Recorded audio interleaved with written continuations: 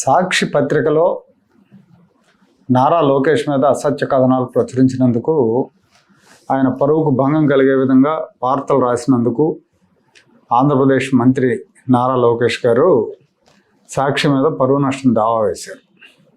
ఈ దావాకు సంబంధించి ఆయన దాదాపుగా నెలకోసారి కోర్టు మెట్లు ఎక్కుతున్నారు, నెలకోసారి వైజాగ్ వెళ్తున్నారు, కోర్టు వాయిదాకు హాజరవుతున్నారు.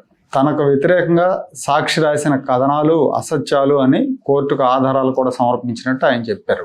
ప్రతి వాయిదాకు క్రమం తప్పకుండా హాజరవుతున్నారు.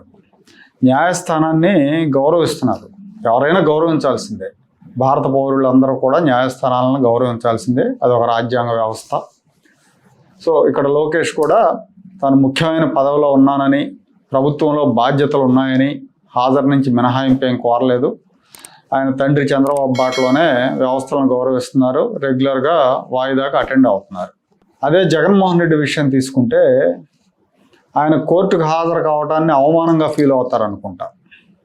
ఈ మాట ఎందుకు అంటున్నానంటే, అవమానంగా ఫీల్ అవుతున్నారని, ఆయన కోర్టుకు హాజరు కావడాన్ని సాధ్యమైనంత వరకు తప్పించుకునే ప్రయత్నం చేస్తూ ఉంటారు. ముఖ్యమంత్రి అయిన తర్వాత ఆయన మీద చాలా కేసులు ఉన్నాయి కదా, సిబిఐ కేసులు, అక్రమాస్తుల కేసులు ఉన్నాయి. ఈ కేసుల విచారణకు సిబిఐ కోర్టుకు హాజరు నుంచి మినహాయింపు కోరాడు ఆయన. నేను ముఖ్యమంత్రిగా తీరికలేని బాధ్యతల్లో ఉన్నాను, నాకు కోర్టుకు అటెండ్ కావడం కుదరదు, డైరెక్ట్గా అటెండ్ కాలేను, నా తరపున మా లాయర్లు అటెండ్ అవుతారని కోర్టులో అఫిడవిట్ వేశారు. కోర్టు కూడా దాన్ని అంగీకరించింది. సో అధికారంలో ఉన్నంతకాలం, ఉన్నన్ని రోజులు కూడా ఆయన వాయిదాలకు హాజరు కాలేదు. సరే, అధికారం పోయిన తర్వాత అయినా ఆయనకు ముఖ్యమంత్రిగా తీరకలేని బాధ్యతలు ఏమి ఉండవు కాబట్టి కోర్టు వాయిదాలకు హాజరు అవుతా అంటే అప్పుడు కూడా హాజరు కాడు. పైగా దానికి ఏం కారణం చెప్తున్నా అంటే, నేను కోర్టుకు వస్తే భారీగా జనం వస్తారు, పోలీసులు బందోబస్తు ఏర్పాటు చేయాలి, భద్రత ఏర్పాటు చేయాలి, ఇవన్నీ కూడా ప్రభుత్వానికి అనవసరపు ఖర్చు, అనవసరపు తలకాయ నొప్పి కాబట్టి నేను కోర్టుకు హాజరు కావడం నుంచి మినహాయింపు ఇవ్వండి అని అడుగుతున్నాడు. ఆయన బాధితుడిగా ఉన్న కోడికత్తి కేసులో సాక్ష్యం చెప్పడానికి కూడా కోర్టుకు వెళ్ళాలి. యాక్చువల్గా ఆ కేసులో ఆయనే బాధితుడు, సాక్ష్యం చెప్పాలి, కానీ కోర్టుకు అటెండ్ అవ్వడం. 5 ఏళ్ళు అటెండ్ కాల. ఫలితంగా ఆ కేసులో నిందితుడు శ్రీనివాస్కు 5 ఏళ్ళు బెయిల్ రాల, జైల్లో ఉన్నాడు. సో ఇది జగన్మోహన్ రెడ్డికి న్యాయస్థానాల మీద ఉన్న గౌరవం అనుకోవాలి. న్యాయస్థానం మీద నిజమైన గౌరవం ఉంటే కుంటి సాకులతో కోర్టు వాయిదాలకు ఎగ్గొట్టరు.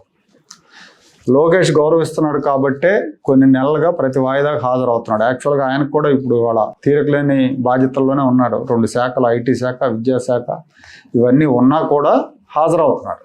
ఇదే జగన్మోహన్ రెడ్డికి లోకేష్కి ఉన్న తేడా. ప్రజాస్వామ్యంలో రాజ్యాంగ వ్యవస్థలను గౌరవించాలి. జగన్కు వ్యవస్థలంటే గౌరవం లేదు. సాక్షాత్తు సుప్రీంకోర్టు ప్రధాన న్యాయమూర్తి మీదే విమర్శలు గుప్పించిన తెంపరి జగన్మోహన్ రెడ్డి.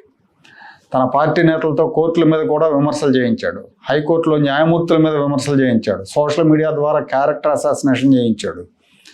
తనకు తానే సుప్రీం అని, తాను కోర్టుకు హాజరు కావటం ఏంటన్న మైండ్ సెట్ జగన్మోహన్ రెడ్డిది. జగన్మోహన్ రెడ్డి కోర్టులకు హాజరు కావడానికి సాకులు చెప్తా ఉంటే, లోకేష్ ప్రతి వాయిదాకు హాజరవుతూ తనది వ్యవస్థలు గౌరవించే మైండ్ సెట్ అని ప్రూవ్ చేసుకుంటున్నారు. మనం ప్రజాస్వామ్యంలో ఉన్నాం, ఒక రాజ్యాంగాన్ని రాసుకున్నాం. ఆ రాజ్యాంగాన్ని గౌరవించాల్సిన బాధ్యత పాలకుల మీద ఉంది, ప్రజల మీద ఉంది. కానీ పాలకుడే గాడి తప్పి వ్యవస్థలను ధిక్కరించినప్పుడు సమాజం మొత్తం దారి తప్పుతుంది. నాయకుడిని ఫాలో అయ్యే కార్యకర్తలు గాడి తప్పుతారు. ఇప్పుడు జగన్మోహన్ రెడ్డి ఆయన పార్టీ కార్యకర్తలాగే, ఆయన పార్టీ కార్యకర్తలు రప్ప అంటూ వేట కొడవళ్లతో రోడ్ల మీద రెచ్చిపోతున్నారు. కారణం ఏంటి? జగన్మోహన్ రెడ్డి పోకడ. జగన్మోహన్ రెడ్డి వ్యవస్థలను గౌరవించేవాడు, పద్ధతైన నాయకుడైతే వాళ్ళు ఇలా రెచ్చిపోతే నాయకుడు దండిస్తాడనే భయం ఉండేది. వాళ్ళకి ఆ భయం లేకపోవటానికి జగన్ వైఖరే కారణం. అదే లోకేష్ విషయానికి వస్తే, అధికారంలోకి రాకముందు కానీ వచ్చిన తర్వాత కానీ అసభ్యంగా విమర్శించొద్దు, సోషల్ మీడియాలో అసభ్యమైన పోస్టులు పెట్టొద్దు, ప్రత్యర్థి పార్టీల మహిళలను దూషించొద్దని పదే చెప్తూ ఉంటారు. మహిళలు ఎవరికి, మన ఇంట్లో మహిళ అయినా మహిళే, ప్రత్యర్థుల ఇంట్లో మహిళ అయినా మహిళే, చాలా వాళ్ళ జోలికి వెళ్ళొద్దు, వాళ్ళని విమర్శించొద్దని పదే చెప్తూ ఉంటారు.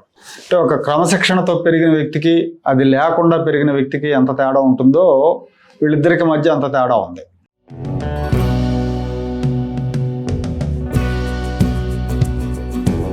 Like, share and subscribe to Rajaniti channel.